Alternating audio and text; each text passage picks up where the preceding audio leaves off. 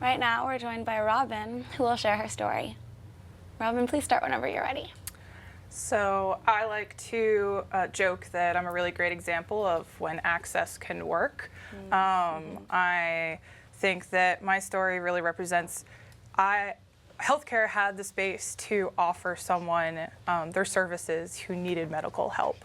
I was living in DC. I was 25. It was just 2 years ago. I was already very active in pro-choice circles as an advocate, and it just happened. Contraception fails sometimes, and I had to make a decision. But what's funny about my experience is that I've always decided since becoming sexually active that I need to know if I'm going to be mature enough to have sex. I need to be mature enough to know what I would do in case.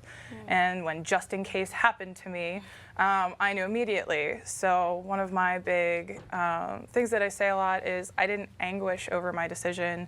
It wasn't a long drawn out experience on what to do, like going over options. When I called my doctor's office, the only options I wanted to hear were who provides abortions in the DC area. My doctor was not available, so when I went in, the doctor I had been scheduled with by the woman on the phone, after saying, I'm pregnant and don't want to be, happened to be 8 months pregnant. And that was an experience. I was fine with it because I work in pro-choice circles and was like, oh, cool, you're pregnant. I don't want to be, help me. And she wanted to go over options with me. She was like, okay, so you're pregnant.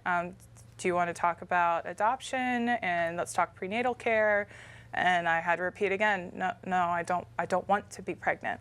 I need to know what my options are for care to not be pregnant anymore. So that was the first time I had to actually say the word abortion, and left the doctor's office with a cursory go to Planned Parenthood. And I was like, cool, I'll get better care over there. And called my little sister, who also worked in DC, and called her and called her and called her. And she saw so many phone calls from me that she freaked out and left this big conference that she was in and came down to the coffee shop on the corner of her office, and where I was crying outside in February with snow on the ground. And business people walking past in DC a few blocks from the White House to go about their normal day, and I'm sitting there crying on the corner. And told her, well, you know how I like to be a pro-choice person? And she was like, oh God. I'm like, now I get to advocate from experience because I need to have an abortion. She helped me through coming to terms with, I was still on my mom and stepdad's health insurance, so getting an abortion would show up on their statements. And I wasn't afraid to tell my mom or my boyfriend at the time. Telling my mom made it real. So calling my mom, I did it by myself later that night, and she's like, do you want me to come down? And I was like, no. Like, my biggest anguish was who was going to take care of me, because I had decided to go with medical abortion, which was the 2 pills. And I wanted to be in the safety of my home, the comfort of my home. My partner was there with me, but he was so kind of withdrawn with the whole experience, as much as he supported me, that I didn't feel like I would get the emotional support I wanted. So the night before, I'd taken the first pill already, but the night before I took the second pill, I called my mom and said, yeah, I need you to come down. So she drove down from Delaware, and she and my boyfriend at the time and I had a really bizarre day of watching TV while I essentially miscarried at my house. So I had all the access to safe healthcare that I needed. I had the support system of a loving family and friends in DC. And what I think is most interesting is when I share my story, which is often and casually and at a happy hour or at work, I don't care. A lot of people share, oh, but it still was hard, right? Because I'm so just abrupt and honest about it. They're like, do you not have any feelings about it? And I'm like, okay, we need to clear things up here.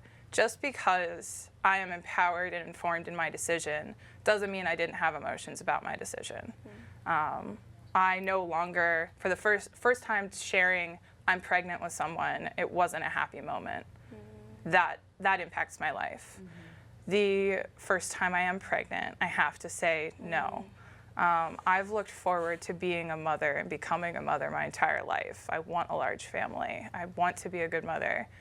And having to be the adult and say, not yet, I'm not ready, is something I'm going to carry with me as a big part of my life. And I'm proud of my decision.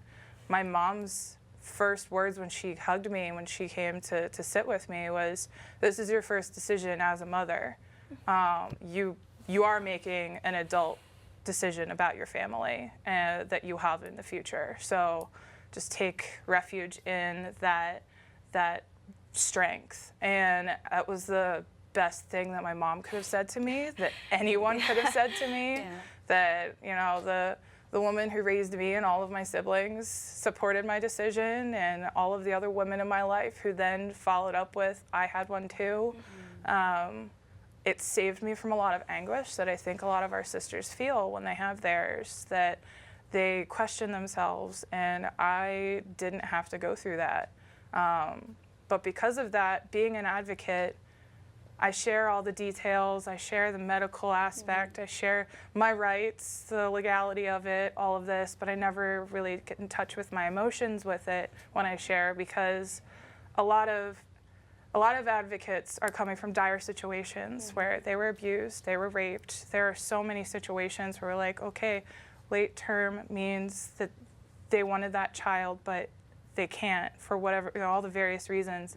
So because I wasn't coming from a dire situation, I didn't feel like I could really share. I didn't have that space to be, well, that was normal and contraception failed, but I still didn't want my pregnancy and I still have feelings about it.